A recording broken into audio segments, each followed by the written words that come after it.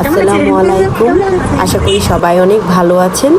মাইস daily life page থেকে আমি এমি আপনাদের সাথে আবারও ছোট্ট একটি ব্লগ শেয়ার করার জন্য চলে এলাম। আজকে আপনাদের সাথে নিয়ে আমি যাব ময়মনসিংহ এগ্রিকালচার ইউনিভার্সিটিতে। আজকে আমরা সব ফ্রেন্ডরা মিলে প্ল্যান করেছিলাম, বাচ্চাদের যেহেতু স্কুলটা বন্ধ আছে, তো আমরা আজকে বাচ্চাদেরকে নিয়ে এগ্রিকালচার ইউনিভার্সিটিতে একটা পিকনিক করব। সেই চিন্তা থেকে আজকে আমরা সবাই এই এগ্রিকালচার ইউনিভার্সিটিতে সব বাচ্চাদেরকে নিয়ে ঘুরতে চলে এসেছি।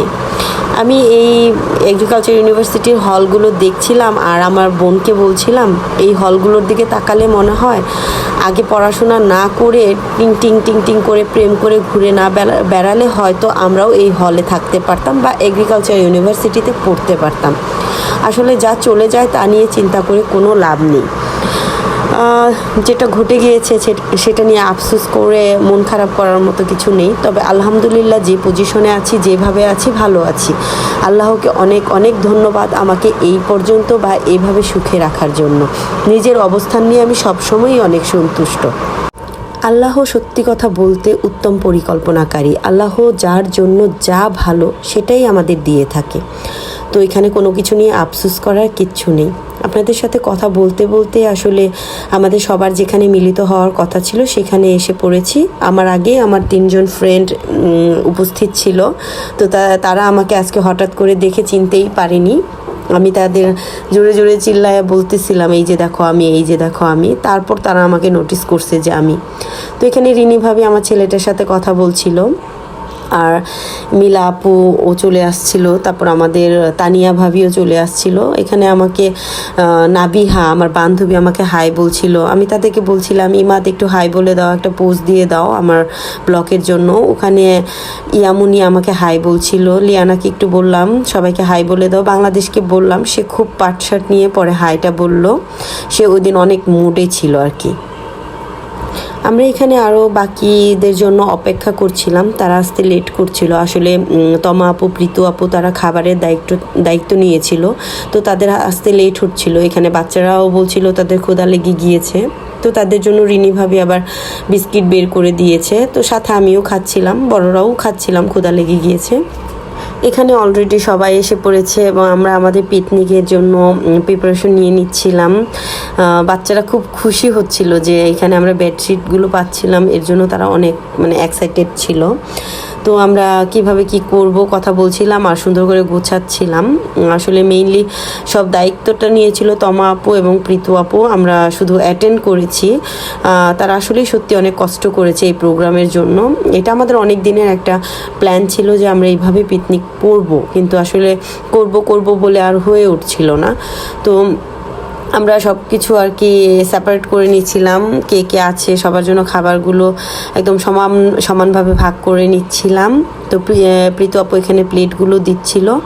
আসলে মাঝে মাঝে এইভাবে ফ্রেন্ডদের সাথে নিয়ে প্ল্যান করে হুটহাট বেরিয়ে পড়লেও কিন্তু আসলে মাইন্ডটা অনেক ভালো হয়ে যায়, মাইন্ডটা অনেক ফ্রেশ হয়ে যায়।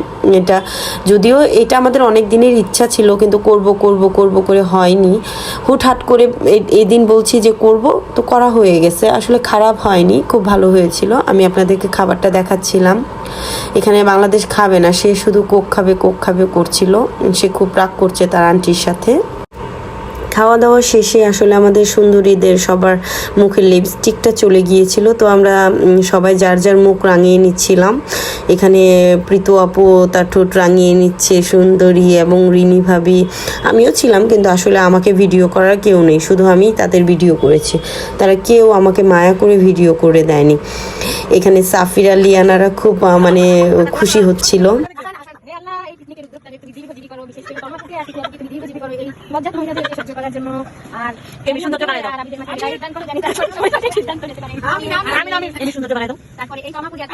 এত কষ্ট করে এই যে আমাদের জন্য খাবার নিয়ে আসলো, তোমাকে জামাই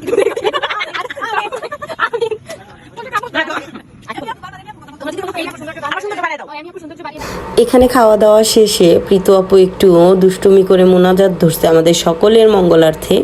এরপর আমরা ফটো সেশন শুরু করেছি। যদিও মোনাজাতের সময় অনেক হাসাহাসি হয়েছে, আসলে জাস্ট এটা ফান ছিল, কেউ এটা সিরিয়াসলি নেবেন না। আর এখানে আমরা একটা ছোট্ট অনুষ্ঠানের ব্যবস্থা করেছিলাম তাদের জন্য।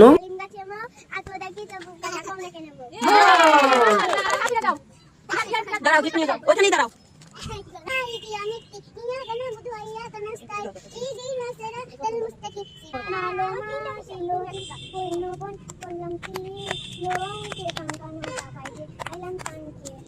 ও না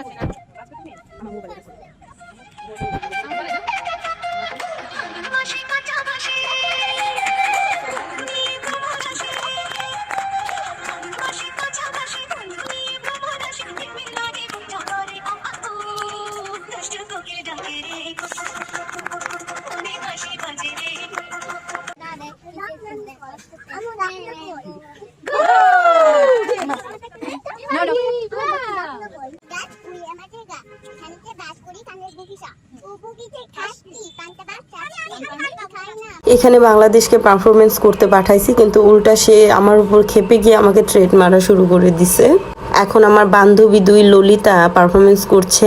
তারা কি যেন নাচছিল, আইলোরে নয়া দামান পারফরমেন্স করছিল এবং তাদের নাচ উপভোগ করছিল আমাদের ঝালমুড়িওয়ালা মামা। তো তারা লজ্জা পেয়ে চলে গেছে। আমাদের রিনি ভাবি তাদের কি চট্টগ্রামের ভাষায় গান শোনাচ্ছিল, কিন্তু সে ভুল গান গিয়েছিল। তো এখানে পুরস্কার দেওয়া হচ্ছে, যারা খুব ভালো পারফরমেন্স করছে তাদের জন্য আমরা পুরস্কার দিয়েছি। আমাদের তানিয়া ভাবির মেয়ে আমাদের জন্য নাচ দেখাচ্ছিল। এখন সবাই মিলে দলীয়ভাবে নাচ করছে তারা।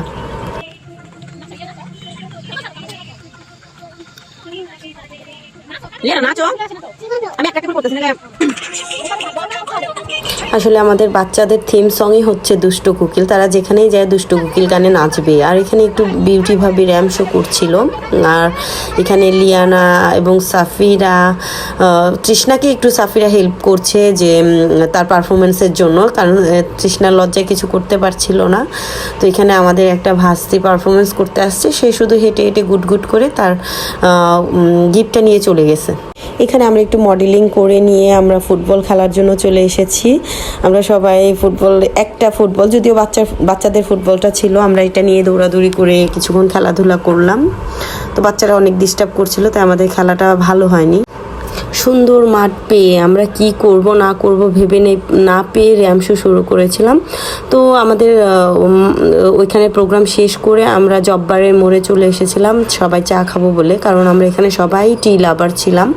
তো বাচ্চাদের জন্য জুস কিনে দিয়েছিলাম, সেটা তারা দেখাচ্ছিল।